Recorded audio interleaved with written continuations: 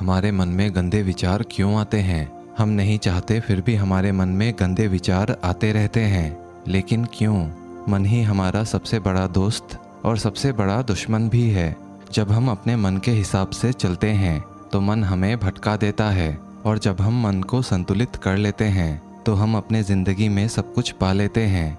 हम अपने मन में आने वाले गंदे विचारों को रोकने की कोशिश करते हैं, पर जितना हम रोकते हैं उतने ही ज़्यादा ये गंदे विचार हमारे अंदर प्रवेश करके चले जाते हैं। अब जिस चीज़ से जितना दूर भागोगे उतनी ही वो चीज़ आपके पास आएगी। इसीलिए उस चीज़ से भागो मत, बल्कि उस पर संतुलन कायम रखो। एक बार एक युवक गौतम बुद्ध के पास आया और गौतम बुद्ध से बोला, हे बुद्ध, मेरे मन में इतने गंदे विचार क्यों आते हैं? मैं नहीं चाहता कि मेरे मन में गंदे विचार आएं, पर मेरे मन में हमेशा ही काम वासना के विचार चलते रहते हैं और मैं इनके बारे में सोच सोच कर बहुत ही परेशान हूँ। मेरी ऊर्जा और समय ये सब सोचने में ही नष्ट हो जाते हैं, और ये सब विचारों के वजह से मैं कभी कभी शांत नहीं रह पाता, और मैं हमेशा ही स्त्रियों को देखकर मोहित हो जाता हूँ। उन्हें देखने से अपने आप को रोक ही नहीं पाता। बुद्ध मुस्कुराने लगे और उन्होंने उस युवक से पूछा, क्या तुम्हें पता है कि ये काम वासना होती क्या है? फिर लड़के ने उत्तर दिया और कहा, हे बुद्ध, मुझे तो नहीं पता कि काम वासना होती क्या है, परंतु हाँ, ये जो भी चीज़ है बहुत ही बुरी चीज़ है। फिर बुद्ध ने उस युवक से कहा, सबसे पहले तो तुम्हें ये समझना है कि प्राकृतिक रूप से जो भी चीज़ें हमारे अंदर हैं वह बुरी नहीं है। हमारे जीवन में उसकी कुछ ना कुछ ज़रूरत होती है। वासना कोई बुरी बात नहीं है। ये हमारी मन की एक भावना है जो हमें किसी न किसी चीज़ की कमी का एहसास करवाती है, और फिर हम उस चीज़ को पाने के लिए उस चीज़ की ओर आकर्षित हो जाते हैं। जैसे अगर तुम्हारे पास धन की कमी है तो तुम में धन पाने की वासना उत्पन्न हो जाएगी। इसका मतलब ये तो नहीं कि वासना बुरी है, बल्कि ये तो हमारे मन की एक प्रकार की ज़रूरत का एहसास है, और जब यह ज़रूरत शारीरिक हो तो हम इसे काम वासना कह देते हैं। युवक ने गौतम बुद्ध को कहा, बुद्ध, मुझे काम वासना का मतलब तो समझ में आ गया, पर आप मुझे ये बताइए कि ये आती कहाँ से है और कैसे आती है? गौतम बुद्ध ने कहा कि काम वासना कहीं से आती नहीं है, यह तो हमारे अंदर ही होती है, और इसका होना तो जरूरी भी है, तभी तो मानव जाति का विस्तार होगा। युवक ने कहा कि जब ये हमारे अंदर ही है और हमारे जीवन के लिए जरूरी भी है, तो फिर लोग इसे गलत क्यों बताते हैं? बुद्ध ने कहा, यही तो समस्या है। लोगों ने काम वासना को गलत तरीके से ले लिया है। इसे छिपाने की और दबाने की कोशिश करते हैं। काम वासना गलत नहीं है, बल्कि काम वासना को गलत तरीके से प्रयोग करना ये गलत है। लोग जिसे पसंद करते हैं उसी के लिए जीने लग जाते हैं और उसी के बारे में ही हमेशा सोचते रहते हैं, पर यह सब गलत है। बुद्ध ने युवक से कहा, क्या तुम्हें पता है कि जानवरों में भी काम वासना होती है? युवक ने उत्तर दिया, जी हाँ बुद्ध, जानवरों में भी काम वासना होती है, क्योंकि जानवर भी तो आखिर अपने पीढ़ी को आगे बढ़ाएंगे। बुद्ध ने कहा, तो फिर हम जानवरों की काम वासना को गलत क्यों नहीं कहते हैं? युवक ने कहा, मुझे नहीं पता महात्मा, कृपया आप ही मुझे बताइए। गौतम बुद्ध ने कहा, जानवर अपनी काम वासना का प्रयोग आनंद प्राप्ति के लिए नहीं करते हैं, वह तो सिर्फ संतान उत्पन्न करने के लिए काम वासना का प्रयोग करते हैं।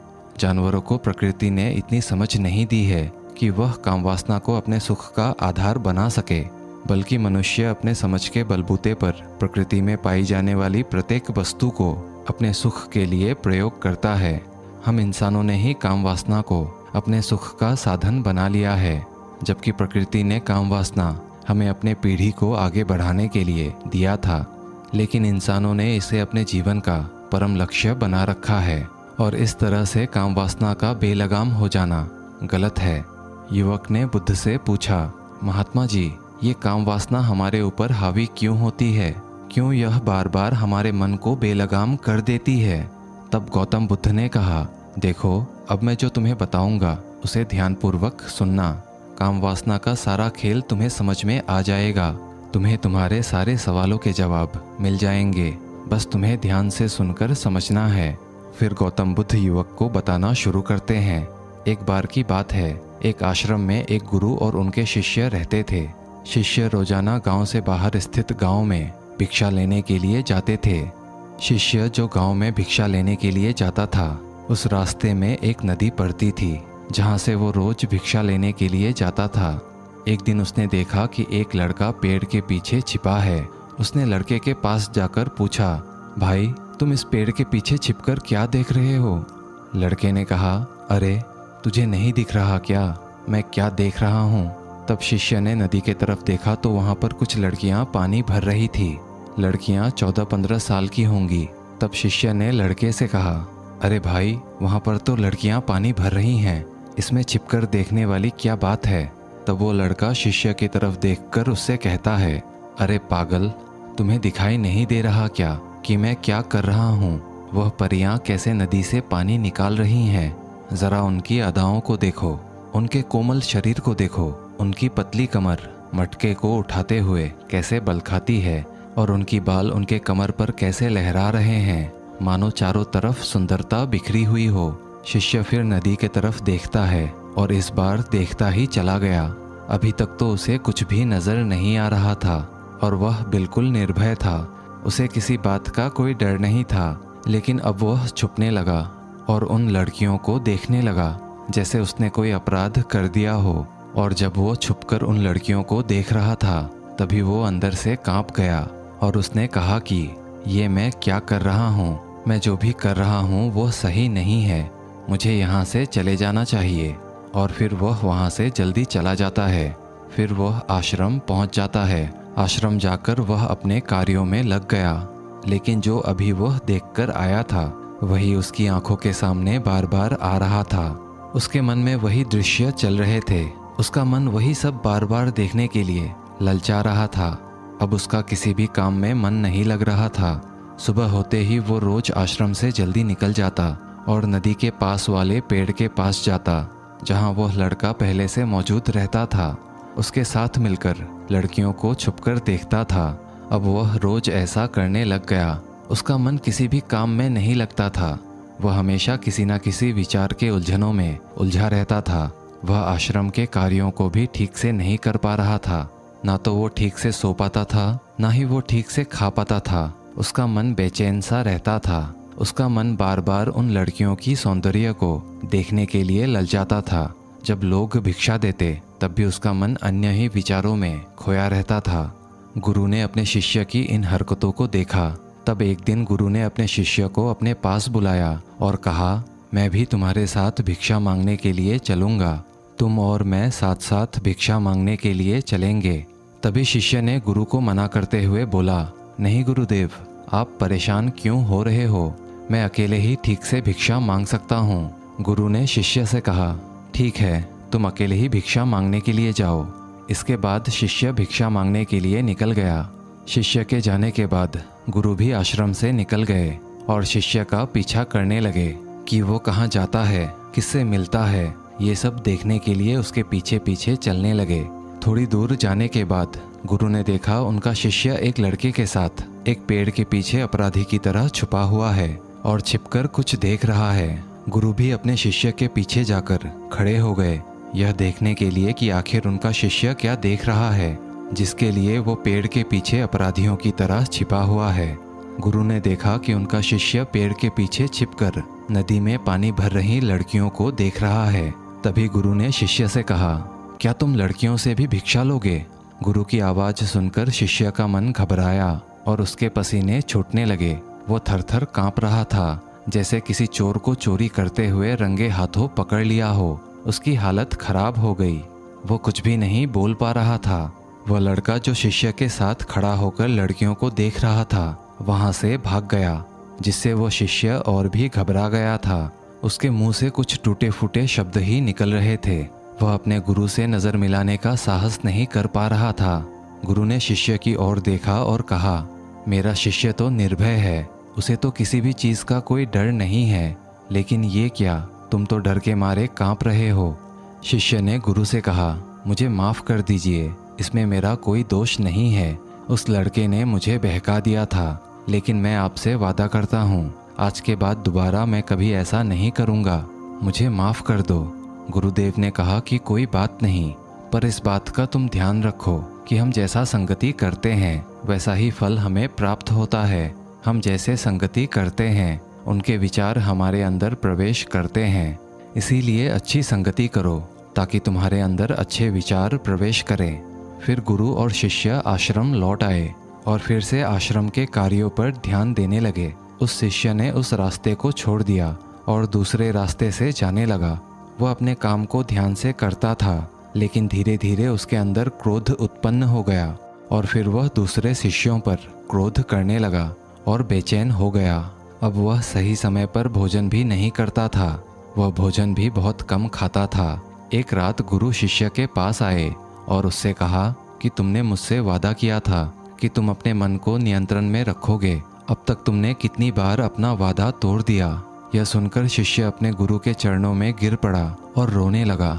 रोते रोते ही उसने गुरु से कहा कि गुरुदेव, मैं कई बार अपना वादा तोड़ चुका हूँ, फिर वादा कर लेता हूँ, लेकिन हर बार मैं वादा तोड़ देता हूँ। मेरा मन मेरे नियंत्रण में है ही नहीं।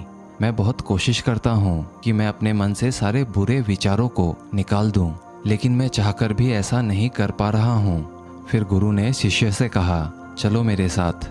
गुरु शिष्य को आश्रम के बगीचे में लेकर गए और शिष्य से कहा, देखो यहाँ पर कुछ नालियाँ बनी हुई है जिससे नदी का पानी इन पौधों तक आ रहा है और ये पानी निरंतर भाव से बह रहा है।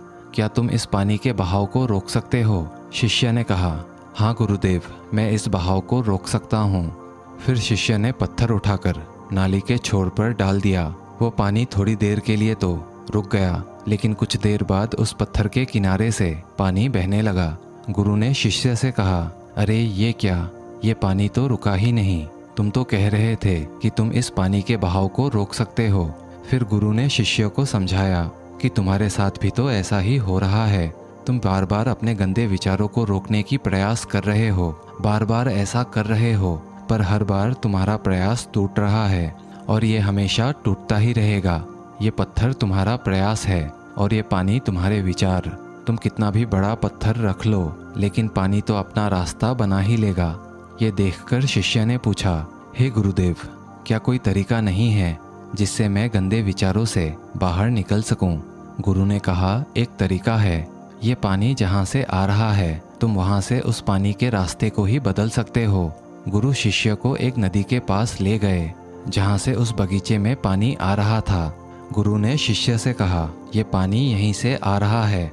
अगर हम यहीं से पानी का रास्ता बंद कर दें जहाँ से ये उस बगीचे तक जा रहा है, तो क्या हम इस पानी को रोक नहीं सकते?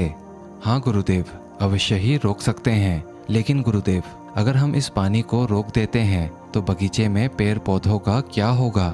गुरु ने कहा, यही तो मैं तुम्हें समझाना चाहता था कि अगर हम विचारों को जड़ से खत्म कर देंगे तो ये बात कहाँ तक अच्छी है, इस बात को भी तुम्हें समझना होगा। आगे गुरु ने कहा, हमें किसी भी चीज़ को रोकना नहीं है, बस उसका संतुलन बनाए रखना है। विचारों को पूरी तरह रोकने से भी हमारे मन की शक्ति नष्ट होती है और बहुत सारे लक्ष्यहीन विचारों से भी मन की शक्ति नष्ट होती है।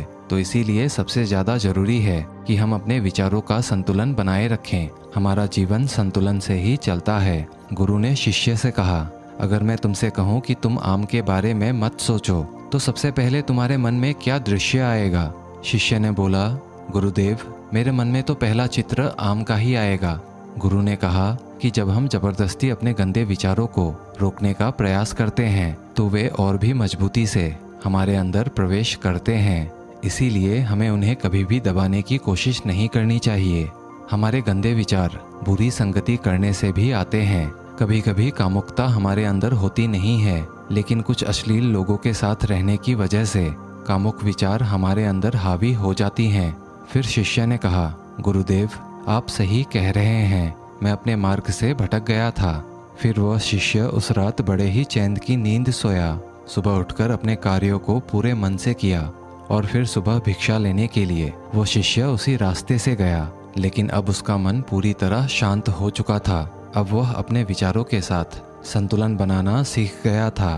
दोस्तों, विचारों का संतुलन ही हमारे भविष्य का रास्ता निर्धारित होता है। हमें सकारात्मक विचारों को अपने मन में पूरी शक्ति के साथ अपनाना चाहिए ताकि हम सही दिशा में आगे बढ़ सकें।